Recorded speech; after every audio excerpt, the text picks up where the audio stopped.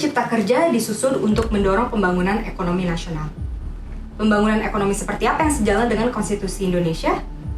Berdasarkan pasal 33 ayat 4 Undang-Undang Dasar 1945, perekonomian nasional diselenggarakan berdasarkan atas antara lain prinsip berkelanjutan dan juga berwawasan lingkungan. Jika Indonesia ingin secara optimal meningkatkan pertumbuhan ekonomi, Indonesia perlu memperhatikan tren investasi yang sedang berkembang di dunia. United Nations Conference on Trade and Development mendukung pertumbuhan generasi kebijakan investasi yang baru atau Emerging New Generation of Investment Policies. Kebijakan investasi New Generation ini bertujuan untuk mewujudkan pembangunan berkelanjutan atau Sustainable Development melalui investasi yang bertanggung jawab atau Responsible Investment dengan menempatkan target-target sosial dan lingkungan hidup sejajar dengan target-target pertumbuhan ekonomi. Lantas, apakah RUU Cipta Kerja sudah menempatkan pembangunan berkelanjutan sebagai prioritas? Ketentuan pada RUU Cipta Kerja menunjukkan lemahnya orientasi terhadap prinsip berkelanjutan dan prinsip berwawasan lingkungan.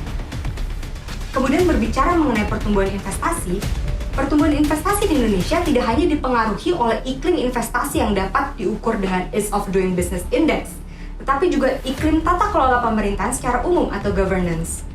Ease of Doing Business ini akan secara efektif tercapai jika ada perbaikan governance. Good governance juga perlu diperhatikan sebagai prasyarat yang penting dalam mewujudkan pembangunan berkelanjutan. Good governance dapat memberikan jaminan atau kepastian bahwa menanamkan modal di Indonesia tidak akan dibayang-bayangi oleh ketidakamanan, ketidakstabilan politik, suap, pungutan liar, rendahnya kualitas pelayanan birokrasi, ataupun ketidakpastian hukum. Namun bagaimanakah kondisi governance Indonesia?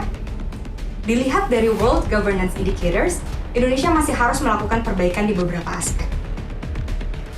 Kesimpulannya, jika RUU Cipta Kerja tidak mengedepankan pembangunan berkelanjutan, RUU Cipta Kerja dapat dipandang bertentangan dengan amanat pasal 33 ayat 4 Undang-Undang Dasar 1945 dan akan tertinggal dari tren investasi dunia yang sekarang mengedepankan pembangunan berkelanjutan.